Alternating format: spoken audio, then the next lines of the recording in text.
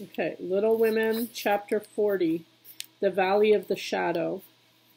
When the first bitterness was over, the family accepted the inevitable and tried to bear it cheerfully, helping one another by the increased affection which comes to bind households tenderly together in times of trouble. They put away their grief, and each did his or her part toward making that last year a happy one.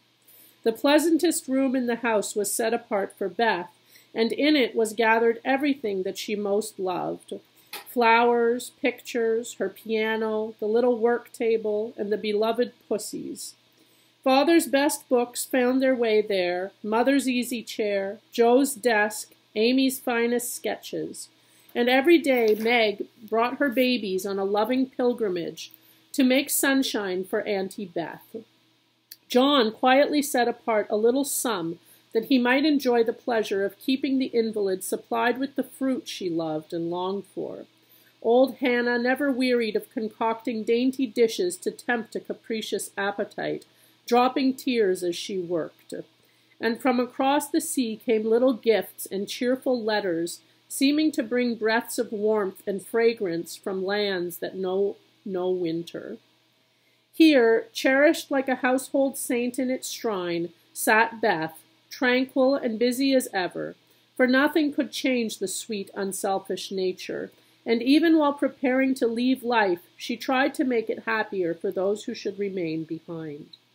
The feeble fingers were never idle, and one of her pleasures was to make little things for the school children daily passing to and fro, to drop a pair of mittens from her window for a pair of purple hands, a needle-book for some small mother of many dolls, pen wipers for young penmen toiling through forests of pothooks, scrapbooks for picture-loving eyes, and all manner of pleasant devices, till the reluctant climbers up the ladder of learning found their way strewn with flowers, as it were, and came to regard the gentle giver as a sort of fairy godmother, who sat above there and showered down gifts miraculously suited to their tastes and needs.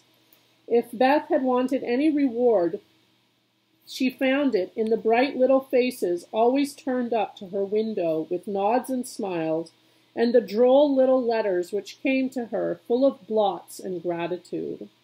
The first few months were very happy ones, and Beth often used to look round and say, "How beautiful this is," as they all sat together in her sunny room, the babies kicking and crowing on the floor, mother and sisters working near, and father reading in his pleasant voice from the wise old books which seemed rich in good and comfortable words, as applicable now as when written centuries ago.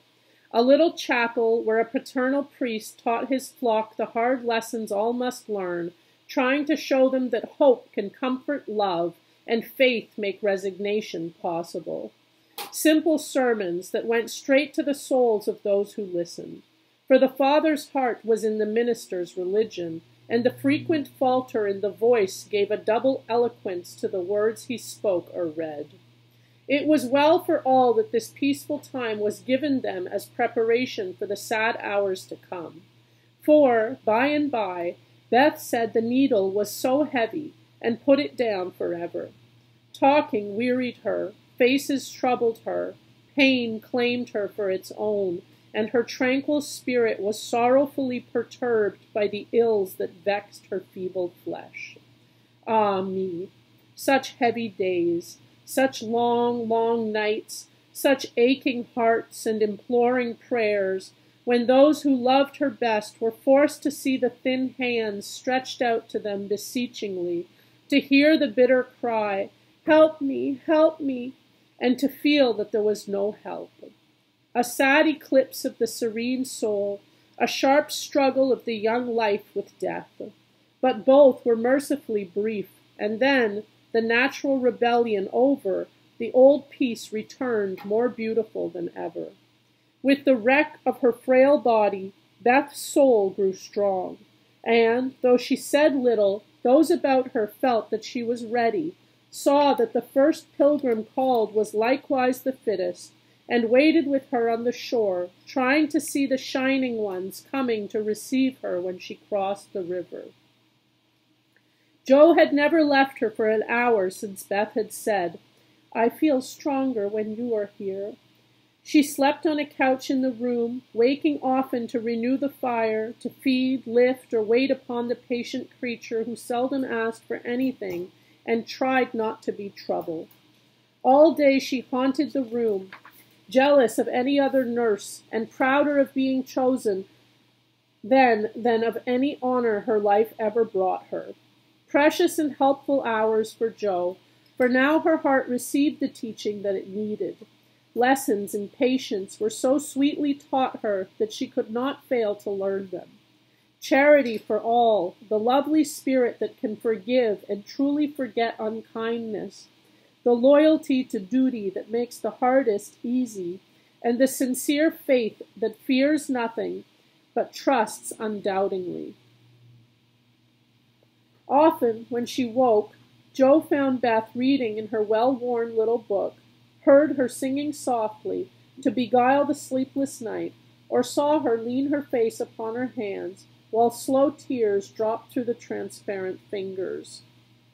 And Jo would lie watching her with thoughts too deep for tears, feeling that Beth, in her simple, unselfish way, was trying to wean herself from the dear old life and fit herself for the life to come by sacred words of comfort, quiet prayers, and the music she loved so well. Seeing this did more for Jo than the wisest sermons, the saintliest hymns, the most fervent prayers that any voice could utter. For, with eyes made clear by many tears, and a heart softened by the tenderest sorrow, she recognized the beauty of her sister's life, uneventful, unambitious, yet full of the genuine virtues which smell sweet and blossom in the dust, the self-forgetfulness that makes the humblest on earth remembered soonest in heaven, the true success which is possible to all.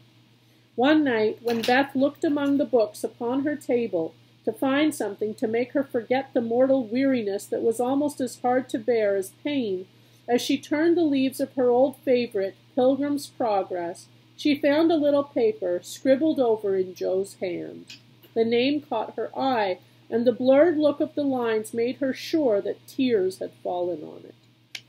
Poor Jo, she's fast asleep, so I won't wake her to ask leave.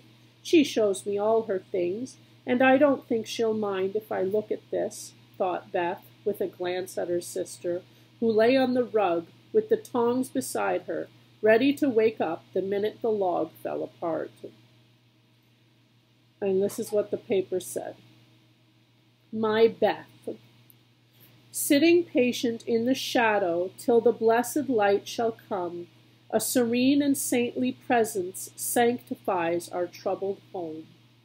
Earthly joys and hopes and sorrows break like ripples on the strand of the deep and solemn river where her willing feet now stand.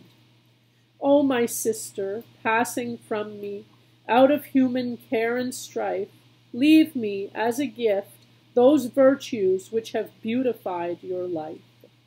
Dear, bequeath me that great patience which has power to sustain a cheerful, uncomplaining spirit in its prison house of pain.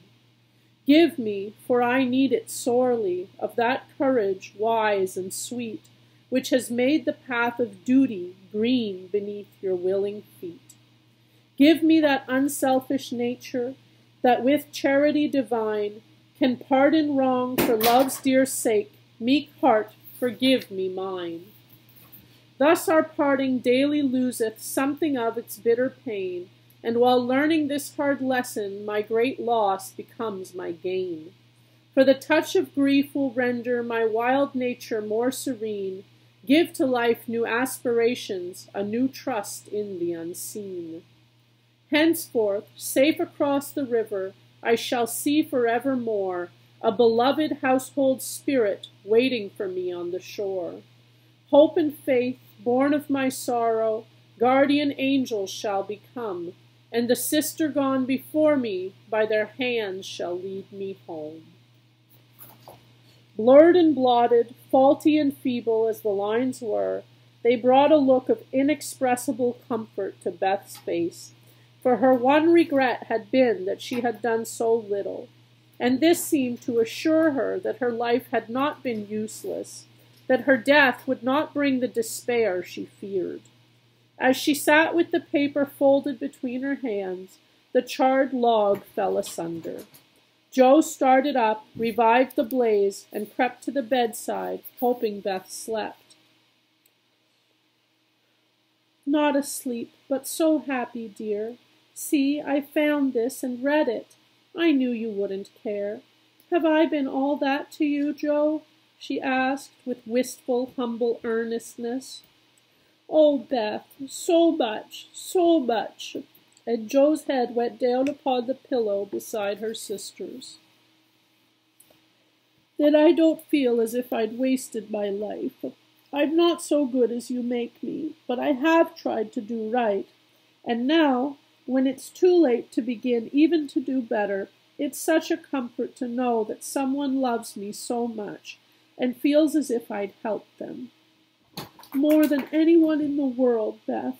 I used to think I couldn't let you go, but I'm learning to feel that I don't lose you, that you'll be more to me than ever, and death can't part us, though it seems to. I know it cannot, and I don't fear it any longer, for I'm sure I shall be your Beth still, to love and help you more than ever. You must take my place, Joe, and be everything to Father and Mother when I'm gone. They will turn to you. Don't fail them. And if it's hard to work alone, remember that I don't forget you, and that you'll be happier in doing that than writing splendid books or seeing all the world. For love is the only thing that we can carry with us when we go, and it makes the end so easy. I'll try, Beth." And then and there Joe renounced her old ambition, pledged herself to a new and better one, acknowledging the poverty of other desires, and feeling the blessed solace of a belief in the immortality of love. So the spring days came and went.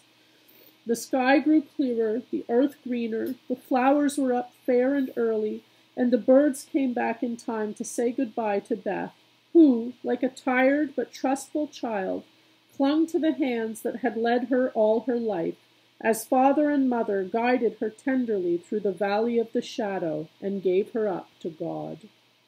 Seldom, except in books, do the dying utter memorable words, see visions, or depart with beatified countenances.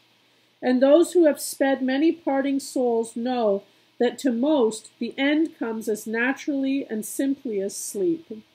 As Beth had hoped, the tide went out easily, and in the dark hour before the dawn, on the bosom where she had drawn her first breath, she quietly drew her last, with no farewell, but one loving look, one little sigh. With tears and prayers and tender hands, mother and sisters made her ready for the long sleep that pain would never mar again, seeing with grateful eyes the beautiful serenity that soon replaced the pathetic patience that had wrung their hearts so long, and feeling with reverent joy that to their darling death was a benignant angel, not a phantom full of dread. Sorry, I'm going to read that again. No, just the last part, I guess. And feeling with reverent joy that to their darling death was a benignant angel, not a phantom full of dread. When morning came, for the first time in many months, the fire was out, Joe's place was empty, and the room was very still. But a bird sang blithely on a budding bough close by, the snowdrops blossomed freshly at the window, and the spring sunshine streamed in like a benediction over the placid face upon the pillow, a face so full of painless peace that those who loved it best smiled through their tears, and thanked God that Beth was well at last.